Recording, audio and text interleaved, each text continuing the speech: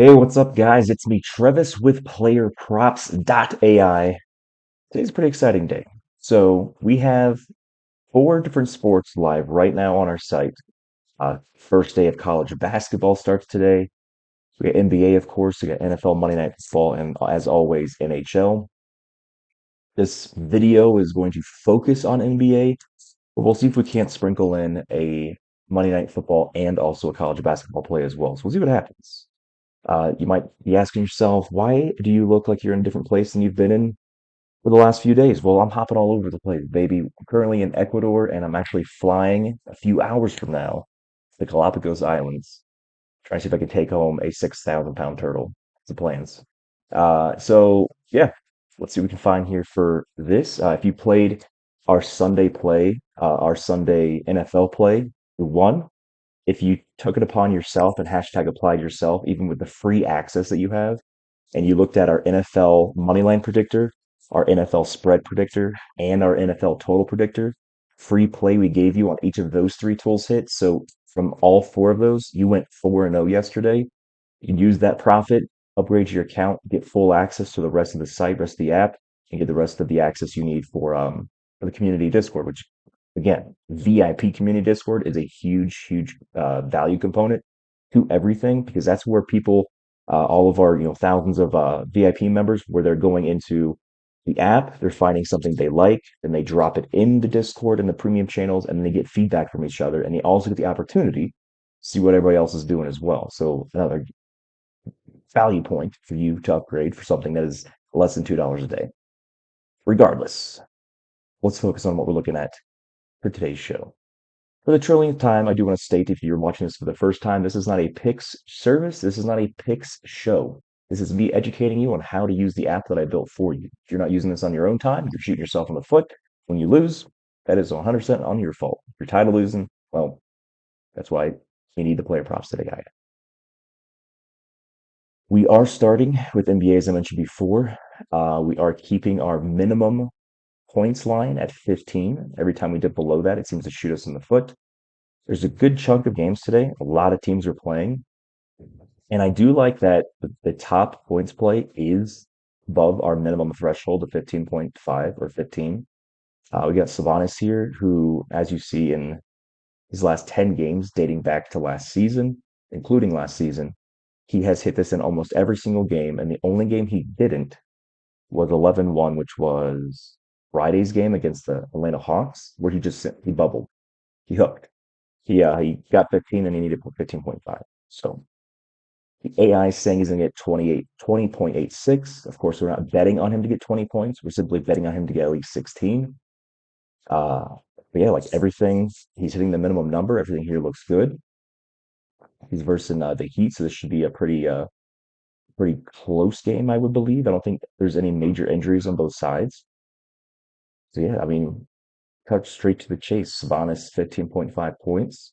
So we're going to go back college basketball here. So college basketball, the past data will update as the season progresses. It seems to be easier that way to not focus on past data early on. I don't want you guys paying attention to past data for college basketball because with college, with teams, uh, I mean, a player can only be on a team for 4 years. And I know, yes, there's the redshirt stuff and there's the transfers and the injury years and everything, and even the COVID years, which I don't think those apply anymore. Who knows?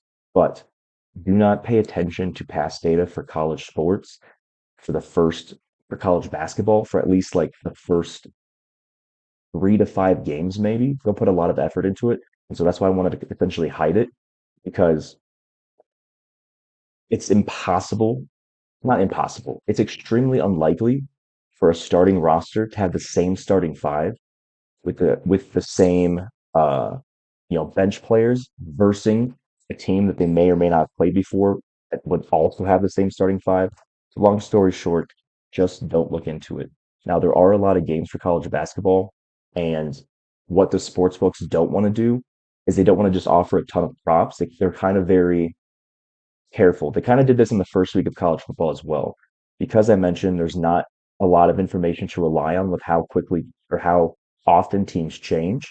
That's why, as of right now, as of recording this, which is super early in the morning, FanDuel only offering player props for the big mega game that's happening today, which is I think it's a Baylor and Gonzaga, and I think it's like the 4 team versus the 5 teams. So it's like I'm pretty sure it's something like the two top 5 teams, or at minimum 2 top 10 teams.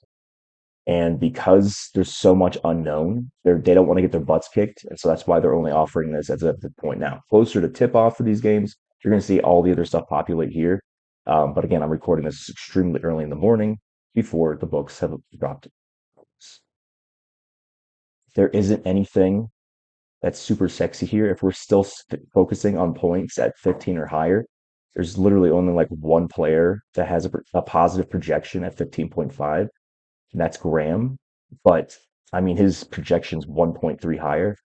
So I don't know if I'm going to force anything here for college basketball, but I want to highlight that we do have college basketball, and all of the past data will start to populate as the season progresses. I don't want you to focus too much on last year's past data. So we can go ahead and go to the Monday night football game. If you remember, pop quiz. If you've seen at least a few of my shows for NFL, let me know in the comments if you already remember what the baby line cap is. Give you a second. You remember? Hopefully you're taking in everything I'm saying and you're not just fast forwarding and looking for what we're locking in. Receiving yard line and the rushing yard line minimum that we look for is 40 or higher. It does not mean that Samaje at 7.5 is not going to hit his line, even though the AI says he will. That just means for what the show is and for what I'm teaching the people who are new to the app, focus on 40 and higher. We had the number one play, regardless of the baby line cap, yesterday was Ray Davis, the Buffalo Bills running back, had a 1.5 line, and our projection said he was going to get like 17.5. So we talked about this in the Discord. He had like a 900% percentage difference. Again, I don't focus on the baby lines because that's not part of my personal preference, but this man got 70 yards with a 1.5 line, and he was the top receiving yards play, which again, receiving yards was 100% free to you guys. So if you blindly locked in the top play, well, even if it was a baby line, you still won some money on that. But if we're just quickly scrolling, the first non-baby line is Cade at 51.5. His projection actually says he's going to go under. So there's no minimum 40 or higher tier that has an overplay today. Cade says he's going to go under 51.5. Travis Kelsey's also on here saying he's going to go under. So we have the two top 5 tight ends. I'm pretty sure Kadon could be arguably a top 5 tight end at this point. But they're both 61, 51. They're both going under. Kelsey has had a rough start to the season. He has had like one or two nice games, including his last one. Let's look at him real quick. And so they just also added DeAndre Hopkins, who has another week under his belt of learning the playbook. So maybe just based on that, having another elite receiver, sure, he's past his prime. If we're actually, I'm probably referring to Kelsey and DeAndre at this point. It's interesting that the AI is favoring the under by a pretty large margin. 25% is pretty big. Looks like his over underline is the same. It's one minus 115 on both sides, which you see me toggling the over under toggle here at the top right. Dare we go under 61.5? Are we going to lock in an underplay? Sure. Hey, let's do it. So, long story short, what are we looking here? So we're not locking any college basketball ones based on the one game that FanDuel's offering props for. We're gonna wait to see what other games populate closer to tip off. I am excited that we have that. What else? We locked in Sabonis over 15.5 points. And then to throw another little nugget in, we're going to be doing Chelsea under 61.5 receiving yards.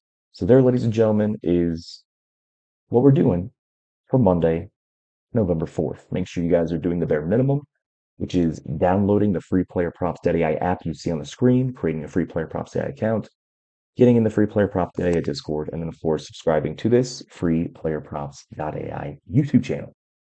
Good luck with everything you bet today, guys, and make sure that you're applying yourself and doing the bare minimum and following our bankroll management guidelines. I saw a handful of people in Discord that were upset from what they were doing on their own end. Like, oh hey, oh I lost so much. And then we look at what they did and they're doing 10 pay parlays and not adhering to the guidelines. If you do not adhere to the guidelines, it is 100% your fault that your bets lose. You have to follow the guidelines if you want to have a chance of beating the books in the long run. This is not I mean, essentially it is a recommendation because we can't force you. It's your money. But you can't complain if you're shooting your own self in the foot. So stop shooting yourself in the foot. Follow the guidelines. See you guys tomorrow.